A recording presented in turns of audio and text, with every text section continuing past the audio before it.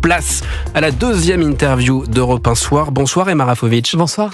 Vous êtes députée européenne depuis le 9 juin. Vous étiez sur la liste de Raphaël Glucksmann. Vous êtes également présidente des Jeunes Socialistes et vous soutenez le nouveau Front Populaire. Et Emma Rafovitch, êtes-vous fière de faire alliance avec la France Insoumise ? Moi, ce dont je suis fière, c'est de voir que la gauche a réussi à s'unir pour faire front face au Rassemblement national et face à l'extrême droite. Je ne dis pas que dans cette alliance, tout finalement était naturel ou même que nous y pensions avant le 9 juin. Nous avons vécu une campagne qui était difficile, qui a été parfois violente. Et ce que je sais, c'est que si nous avons réussi avec Raphaël Glucksmann à faire 14%, c'est aussi parce que cette offre politique que nous avons proposée aux Françaises et aux Français, elle a plu et elle a incarner une alternative possible.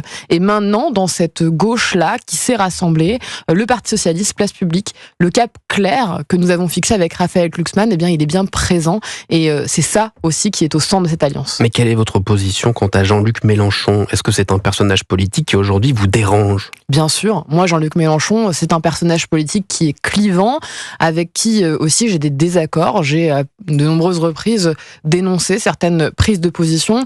Ce que je crois, c'est que la gauche, elle va devoir se renouveler si elle veut gagner demain. À s'allier avec le parti de Jean-Luc Mélenchon, si vous me dites qu'il vous dérange. La France Insoumise, ce n'est pas que Jean-Luc Mélenchon. Il y a aussi d'autres Jean-Luc Mélenchon, c'est beaucoup Jean-Luc Mélenchon. Eh bien, moi, je crois qu'il y en a d'autres et que aujourd'hui, si nous avons réussi avec le Parti Socialiste, avec François Ruffin, qui est à la France Insoumise, avec les écologistes, avec les communistes, à construire ce nouveau Front Populaire, c'est aussi parce que nous ouvrons une nouvelle étape de la vie politique et notamment de la gauche. Et nous avons envie de construire une alternative qui puisse rassembler les Françaises et les Français. Et donc ça veut dire, oui, une gauche sans outrance, une gauche crédible qui arrive à incarner cette alternative. Mais une partie des électeurs de Raphaël Glucksmann, et je rappelle que vous avez été élu sur sa liste, une partie de ces électeurs ne comprend pas cette alliance avec l'extrême gauche. Est-ce que ça ne vous pose aucun problème ? Moi, j'ai envie de dire à toutes les électrices, à tous les électeurs qui ont voté pour nous le 9 juin dernier, j'ai envie de leur dire, imaginez le monde après le 7 juillet avec Jordan Bardella ou Marine Le Pen, Premier ministre en France. Imaginez cette possibilité. Éric Ciotti, ministre de l'Intérieur. Imaginez Marion Maréchal Le Pen, ministre de la Famille, de la Culture. Imaginez ce qui va se passer. Ils ne vont pas revenir sur la réforme des retraites. Ils ne vont pas permettre à tout le monde de vivre mieux. Mais ça, vos électeurs en ont conscience. Mais visiblement, ils imaginent aussi un Jean-Luc Mélenchon Premier ministre. Et Jean-Luc Mélenchon ne sera pas Premier ministre. Nous l'avons dit à de nombreuses reprises. Nous ne soutiendrons pas cette option-là. Nous voulons quelqu'un qui puisse rassembler. Et à gauche, il y en a beaucoup des personnes qui peuvent rassembler. Ce sera décidé démocratiquement dès notre victoire le 8 juillet. Mais moi, je ne pense pas à un nom en particulier, mais je pense qu'il existe des personnalités qui peuvent rassembler. Les parlementaires à l'Assemblée nationale voteront pour choisir notre candidat, enfin plutôt celui qui pourra ou celle nous représenter à Matignon. Mais puisque c'est la France Insoumise qui présente le plus de candidats au sein de cette alliance de gauche, c'est eux qui ont le poids. Vous avez vu qu'aujourd'hui, et vous avez vu comme moi sans doute la répartition des circonscriptions, mais même si ce n'est pas seulement cela, il y a eu un rééquilibrage, notamment grâce, il faut le dire, au score que Raphaël Glucksmann a permis au Parti Socialiste de faire. Mais la France Insoumise reste majoritaire, vous le concédez. Nous avons 175 circonscriptions, c'est 100 de plus que lors de l'accord de la NUPES. Mais c'est surtout toujours le programme. Moins que LFI. Mais c'est surtout le programme qui compte. Boris Vallaud, Johanna Rolland et tant d'autres ont travaillé à faire en sorte que ce programme de rupture, parce que c'est aussi un programme de rupture, puisse contenir aussi toutes les lignes rouges qui sont les nôtres au Parti Socialiste. Que ce soit la défense de l'Ukraine et l'aide à l'Ukraine, mais aussi une lutte acharnée contre l'antisémitisme. Et nous ne lâcherons sur rien. Et il faut le dire, le programme pour lequel vous pouvez voter le 30 juin et le 7 juillet, c'est aussi un programme qui est dans la continuité de ce que nous avons porté avec Raphaël Glucksmann pendant toute la campagne des élections européennes. Mais vous-même, est-ce que vous n'avez pas hésité, toute honnêteté, avant de vous allier à Jean-Luc Mélenchon ? Si, j'ai hésité. Mais vous savez, j'ai hésité quelques secondes seulement. J'ai hésité quelques secondes et ensuite j'ai vu. J'ai vu la peur chez beaucoup de gens. J'ai vu la peur chez moi-même à l'idée d'avoir l'extrême droite au pouvoir demain.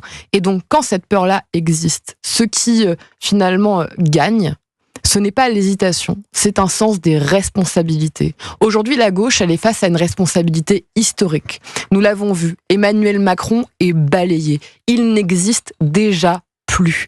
Alors, dans cette situation, pour battre l'extrême droite, il faut que la gauche soit l'alternative. Et avec un programme, et vous l'avez dit plus tôt, chiffré, crédible, un programme qui va permettre à toutes et tous de vivre mieux demain, eh bien oui, je le crois, nous sommes en capacité d'être l'alternative. Emma Rafovitch, je rappelle que vous êtes présidente des Jeunes Socialistes. J'aimerais vous faire réagir à cette information. Pour la secrétaire générale de la CFDT, Marie-Lise Léon, on ne peut pas être militant RN et adhérent de la CFDT. Ces militants doivent être exclus du syndicat, explique Marie-Lise Léon. Est-ce que vous soutenez cette initiative ? Écoutez, les syndicats ont leur vie propre. Ce sont des syndicats qui sont marqués à gauche, aussi des syndicats militants. Moi, ce que je crois, c'est qu'évidemment, il est incompatible d'être militant Rassemblement National et militant d'un syndicat de gauche. Par contre, ce que je veux dire, c'est que il est hors de question de ne pas parler à l'électorat et à toutes celles et tous ceux qui ont voté pour le Rassemblement National auparavant.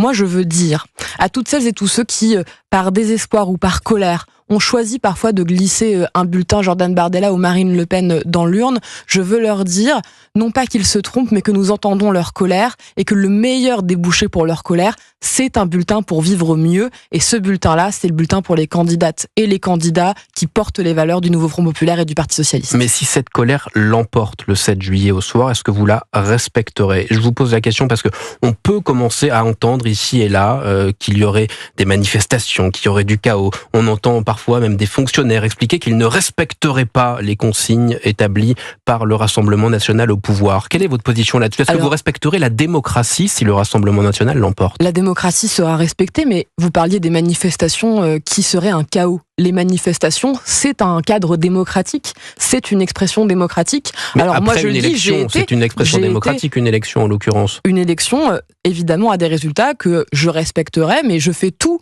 moi personnellement, pour que surtout nous gagnions demain. Absolument. Là, c'était plus sur l'après que je voulais vous entendre. Mais parler de l'après, où justement demain, il y aura des seconds tours qui opposeront des candidats du Nouveau Front Populaire et du Rassemblement National. Les macronistes qui aujourd'hui refusent d'appeler à voter pour des candidates et des candidats qui font partie du réel Front républicain, voilà où est le scandale. Merci beaucoup Emma Rafovitch d'avoir accepté notre invitation ce soir sur Europe 1. Je rappelle que vous êtes présidente des Jeunes Socialistes et députée européenne depuis le 9 juin. Merci beaucoup. Et bon match à toutes. Europe 1 soir.